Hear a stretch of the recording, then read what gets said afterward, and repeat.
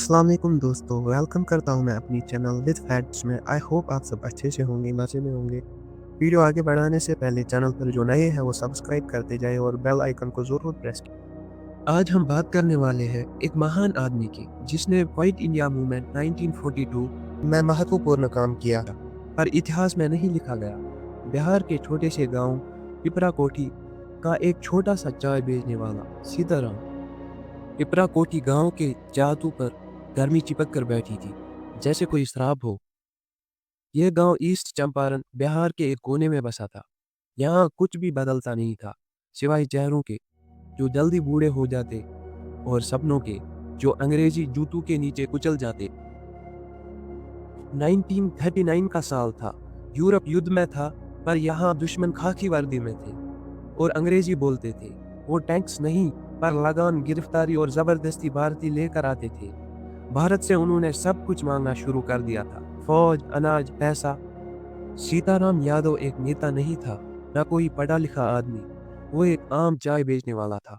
उसका एक छोटा सा चाय का ठेला रेलवे लाइन के पास था, बैम्बू की लकड़ी और फटे कनवास से बना हुआ। पर वो ठेला एक छोटी संसद बन गया था। सीताराम ने बचपन में देखा था कैसे उसके पिता से उनकी जमीन छीन ली गई थी अंग्रेजों के साथी जमींदार ने। उसका भाई 1929 बंगाल के अकाल में मर गया था, जब अंग्रेज भारत से जबरदस्ती अनाज ले जा रहे थे। ये सब उसके अंदर एक घुसा हुआ गुस्सा बन गया था। एक दिन एक रिटायर्ड बंगाली रेलवे क्लर्क ने उसके ठेले पे चाय पीते वक्त कहा, नेताजी जर्मनी चले गए हैं, शायद अब ब्रिटिश जलेंगे। यह बात सीताराम के मन में बिजली की तरह चली गई। उसके बाद उसने ध्यान से बातें सुननी शुरू की। स्टेशन पे आने वाले लोग, रेलवे के कर्मचारी, सीआईडी वालों के बीच होने वाली बातें, और धीरे धीरे उसने पोस्टर, पैम्पलेट और अखबार के टुकड़े इकट्ठा करने शुरू किए। 1940 में अंग्रेजों ने चंपारण में क्रैकडाउन शुरू किया। गांधी जी की पुरानी सत्याग्रह की विजय ने उन्हें ऑलरेडी डराया था। अब हर टी स्टॉल पे नजर रखने का ऑर्डर था। तभी पहली बार सीताराम को सीआईडी ने धमकी दी, ज्यादा बातें मत किया करो, सिर्फ चाय बेचो। उसने सर झुकाया, पर रात में उसने फैसला कर लिया, अगर एक चाय वाला उन्हें डरा रहा है तो पहली जीत तो मेरी ही हो गई। रेलवे स्टेशन पिपरा कोठी का जीवन साथी था। दो ट्रेन रोज आती थी, एक सुबह एक शाम। यहीं पर सीताराम ने एक सुनने और बांटने का अड्डा बना लिया था।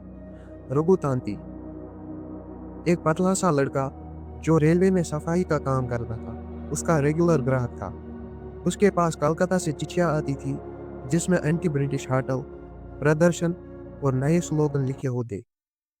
एक दिन उसने एक कागज सीताराम को दिया, अकेले में पढ़ना, ये बंगाल से आया है, ब्रिटिश को पता नहीं। उस कागज पर लिखा था, भारत छोड़ो, क्वाइट इंडिया आने वाली है, दिल्ली दूर नहीं। नीचे गांधी जी की फोटो थी।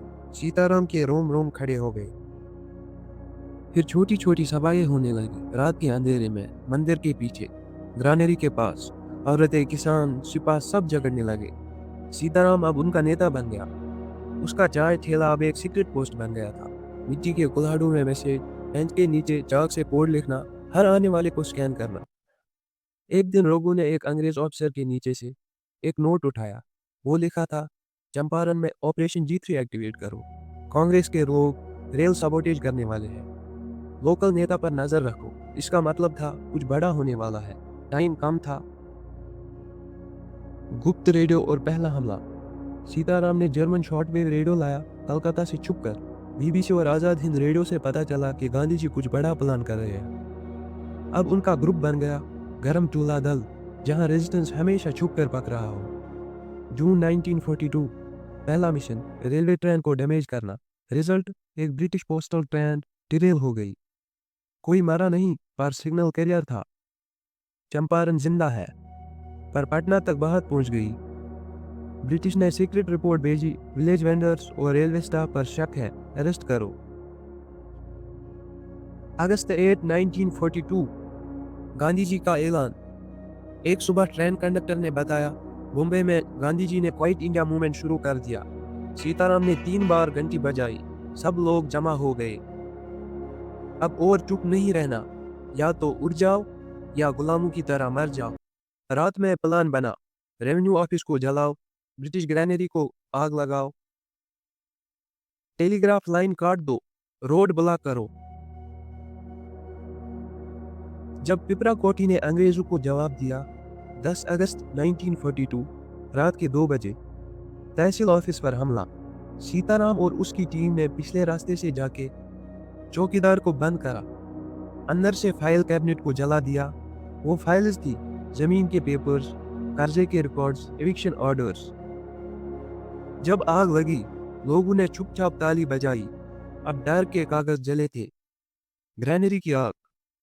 रोबो और उसकी टीम ने अंग्रेजों के ग्रेन गोडाउन में आग लगा दी, जहां से अनाज ब्रिटेन भेजा जाता था। वहां अब्बू के लोगों ने बदला लिया। महिलाओं का मोर्चा। कल्पना देवी और उनकी टीम ने टेलीग्राफ लाइन काटी और रोड ब्लॉक कर दिया शुगर कैन की गाड़ियों से। धोखा। एक क्लर्क गोविंद प्रसाद, जो उनका दोस्त था, भागकर अंग्रेजों को इन्फॉर्म कर आया। ब्रिटिश का क्रैकडाउन। सुबह 7:30 तक 30 ब्रिटिश फौजी गांव में घुस आए। सीताराम को मारकर खींचकर ले जाया गया। रघु, कल्पना, अब्दुल करीम सब गिरफ्तार हुए। किसी पर कोई केस नहीं, कोई ट्रायल नहीं। ब्रिटिश रिपोर्ट में लिखा गया, minor rebel activity handler. Sitaram की वापसी। 1944 में सीताराम छूटा, अंधा, थका हुआ, पर झुका नहीं। गांव में लोग उसे बचकर चलने लगे। उसका थैला छीन लिया गया। 1947 में जब भारत आज़ाद हुआ, पिपरा कोठी में कोई जश्न नहीं था। सीताराम चुपचाप चाय बना रहा था। रोबो के लिए 1 कप चाय रखता रहा। देश आज़ाद हो गया, पर हमारा नाम छूट गया। सरकारी इनकार। उसने गवर्नमेंट को 3 बार चिट्ठियां भेजी। मैं भी आज़ादी के लिए लड़ा। हर बार जवाब आया, कोई रिकॉर्ड नहीं। 1971 में वो मर गया। कोई फोटो नहीं, कोई सम्मान नहीं। सिर्फ उसका पोता हरी याद रखता था। नाना पागल था ब्रिटिश के खिलाफ। एक रिसर्चर की खोज। 1984 में रिसर्चर हीना चक्रवर्ती ने पटना के आर्चीव में एक फाइल देखी। इंसिडेंट PK082, डेट 10 to 11 अगस्त 1942, स्टेटस कंटेनर। उसमें लिखा था, tea vendor Sitaram inciting rebellion. Reena ने उसके बारे में थीसिस लिखी, पर किसी ने ध्यान नहीं दिया। 2006 में एक जर्नलिस्ट ने आर्टिकल में लिखा, the tea seller who tried to burn the empire. 2010 में एक्टिविस्ट्स ने गवर्नमेंट को पिटीशन भेजी, सब सबूत के साथ। 2012 आखिरकार सम्मान। सरकार ने सीताराम को पोस्ट ह्यूमरस फ्रीडम फाइटर का सर्टिफिकेट दिया। उसके पोते हरि यादव को 5 लाख मिले। एक छोटी सेरेमनी में एक ऑफिसर ने कहा, सीताराम, श्री यादव, जिनका बलिदान हमें आज भी याद रखना चाहिए। आज की याद। पिपरा कोठी के स्कूल के बाहर लिखा है, सीताराम यादव मेमोरियल हॉल। एक चाय वाला जो अंग्रेजों की सरकार के सामने आग बन गया। हर साल 11 अगस्त को लोग आते हैं मैरीगोल्ड लेकर और 1 कप में चाय। कहानी खत्म हुई, पर याद शुरू हुई। एक नाम जो कभी फाइल में दबा दिया गया था, अब मिट्टी से उभर आया है। तो दोस्तों, ऐसी इंफॉर्मेटिव वीडियोस देखने के लिए हमारी चैनल को सब्सक्राइब कीजिए और बेल आइकन को जरूर प्रेस कीजिए। बाय बाय, अल्लाह हाफिज, टेक केयर।